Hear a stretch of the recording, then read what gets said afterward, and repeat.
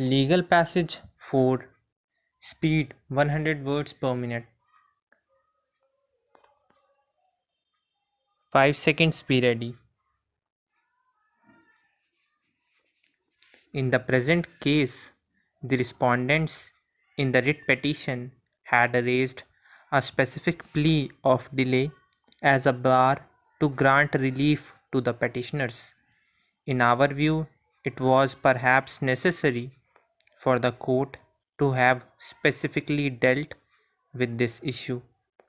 It is now well settled that a person who seeks the intervention of the High Court under Article 226 should give a satisfactory explanation of his failure to assert his claim at an early date.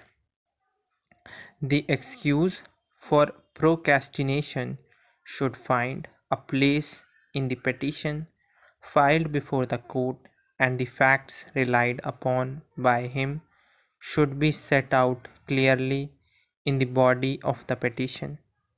An exercise that he was agitating his claim before authorities by making repeated representations would not be satisfactory explanation for condoning the inordinate delay in approaching the court. If a litigant runs after a remedy not provided in the statute, it cannot be a satisfactory explanation for condoning the delay in approaching the court.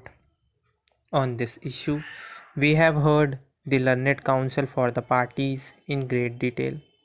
Since the immovable property rights of the parties are involved, in our considered view, there is no explanation, much less satisfactory explanation, offered by the respondents in approaching the writ court after an inordinate delay of nearly 15 years from the date of the notification issued under the Evacuee Property Act for the delay from 1952 to 1955. The contesting respondents would only submit that they were not aware of the notification issued under the Evacuee Property Act, since no notice was served on them through a public notice was issued by the authority under the Evacuee Property Act. While explaining the delay of nearly 11 years from 1955 to 1966, they contend that they were in possession of the property and they were making representations before the authorities under the Evacuee Property Act for redressal of their grievance. The delay after the orders were passed by the Settlement Commissioner in the year 1983 till the writ petition was filed in the year 1990. It is explained that they had moved the state government suo motu to revise the order passed by the Chief Settlement Commissioner, and since the state government returned their request, they had approached the High Court to issue directions to the state government to issue appropriate directions. In our considered view, there was inordinate delay in approaching the authorities for redressal of their grievance. As rightly contended by Shri Mukund, even when they approached the authorities, they were claiming wrong reliefs or incomplete reliefs.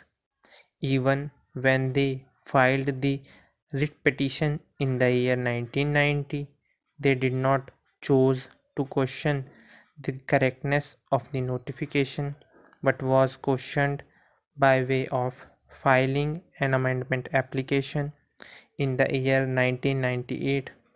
There is some merit in the submission made by learned counsel for the contesting respondents that the petitioners had not even offered any satisfactory explanation in approaching the court nearly after 3 decades from the date of notification issued under the Evacuee Property Act